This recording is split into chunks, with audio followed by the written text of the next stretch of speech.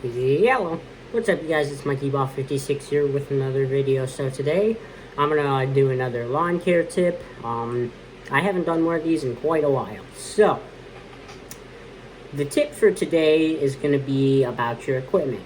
So, equipment's everything, or close to everything. The next most important thing, actually equipment's probably second, but the first is you wanna have a good client base. Tell your friends, tell your family, tell people you work with. That's pretty important. I'll talk about that in another video, but today it's going to be about your equipment. So something that's obviously pretty important is your equipment. Like so with equipment, it's pretty important. Obviously, everyone wants the biggest mower there is. Everyone wants a 60-inch commercial zero-turn mower, whatever company you like, whether it's Scag, John Deere, Bobcat, Toro, whatever company you like. Everyone wants the biggest, the best, but that's not always the best choice. Because if you have, for instance, in total, I have probably an acre to mow with all my clients combined. Maybe a little more, but I don't think it's going to be more than an acre. It might be like an acre and a quarter, but I highly doubt it. So I don't need a 60-inch mower. It would not be a smart business choice. Yes, I could make money off of that and expand my business from having a 60-inch mower, and instead of having a 21-inch mower and really only being able to do at the most quarter acre to a half an acre, or if I really want to push it, 3/4 of an acre, because that's actually what my mower is rated up to. I think it might be an acre, but I don't think so. I wouldn't want to mow an acre with a push mower. But something that is really important is having the correct equipment size for your company. Now, a good thing to do is have backup mowers. So, something that I made the mistake of this year is my mower broke down really quickly in the season. Now, luckily, it was within 30 days that I bought it, and since I bought it from Lowe's, within 30 days, they'll replace it for free, so I got lucky there. But I didn't set any money aside to buy a new mower if I needed to, or buy parts. I spent that money right away on more equipment, whether that's, for me, I think it was a weed whacker or whatever it was, but I chose to spend that money instead of save it like I should have. It's definitely important to save money for your company, even if it's just out of every $30 you make, you save $2, because that's going to add up. If you have 5 clients that you charge, say you make $120 a week, that's like $6, or, well, that's $8 a week. Now, that may not seem to add up, but if you get another customer, that's going to be $10, and then that's going to be $10 you could put towards another mower, plus money you already have. That $2 a week is just money you don't want to spend on anything else but your company, because you're going to need gas, you're going to need weed trimmer line, you're going to need 2-stroke oil, you're going to need oil for your mower possibly, you might break a mower blade, you never know what you could break. Now, on the topic of breaking stuff and oil and that type of stuff, you really want to maintain your equipment. Even if that's simply just letting it run for a little while with some specific fuel. For instance, there's this winter safe fuel that I've been using the last couple times I've used my equipment for 2 reasons.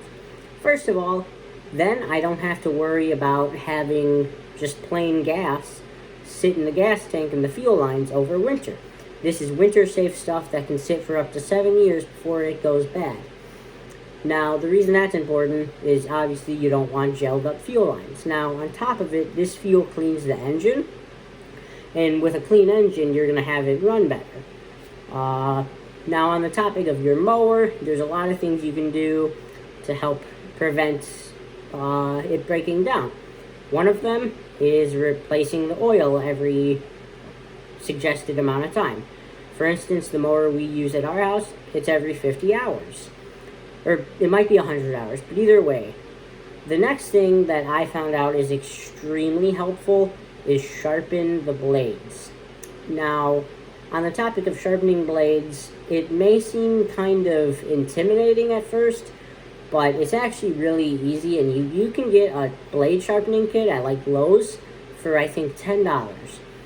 Now for me, I couldn't find my mower blades anywhere, which sucks because I broke a mower blade about a quarter of the way into the year, and I didn't know what to do because we couldn't find a blade anywhere. We ended up driving down to Peoria, Illinois, which is not exactly close, just for a $20 mower blade. So that's also something important. Make sure that the equipment you buy, if you're going to need parts for it, you can get the parts easily, or just try to buy a good brand like Steel or Husqvarna. Me, now personally, and yes, Logan, I am doing this just to annoy you, I don't like Echo equipment, and that's just because I like Steel and Husqvarna. That's what I've used the whole time. So, the second thing is, like on mowers, you're going to want to make sure the spindles are greased. Anything that has a grease zerk, you're going to want to make sure that that's going to be greased. Make sure that every once in a while, that if the fuel has been sitting in like a backup mower, to run it a little while, maybe bring it out on a job, whatever it is that you feel necessary is good. Make sure that if the air filter is a little dirty, to either blow it off or get a new one, depending on what you want to do. But just simple stuff like that. Make sure the tires are aired up to the correct PSI. Simple stuff like that can go a long way. Like, if your tire's a little low on air, make sure to fill it up, because that could save the tire. If you're noticing that maybe the mower blade doesn't seem like it's spinning correctly, look into that, because maybe it's just a little bearing that is meant to do that every once in a while, and if you don't do it, you're going to have to replace the whole entire spindle. So that's really the tip for today. And obviously, just make sure you don't have too big of equipment. Like, I am looking to expand my company a little more next year. My goal is not to buy a 60-inch mower, because I know, first of all, it would be a stupid business decision to put $8,000 into a mower that will make, at the most, maybe $3,000. It's just not smart. And same should go for your company. Unless you know you're going to make that money back, you really shouldn't do it. And on the topic of used equipment, you just got to make sure that what you're going to buy isn't too beat up. You don't want to put more money into it than you paid. Now, that may seem kind of hard to do, because like the cheap mowers are $800 for a commercial mower. But even then, those can have a lot of problems and can make you hate mowing. And if you hate mowing, you're not going to be as productive. And if you're not as productive, your company is just not going to run that good. Thanks for watching. Please like, comment, subscribe, share. Have a nice day.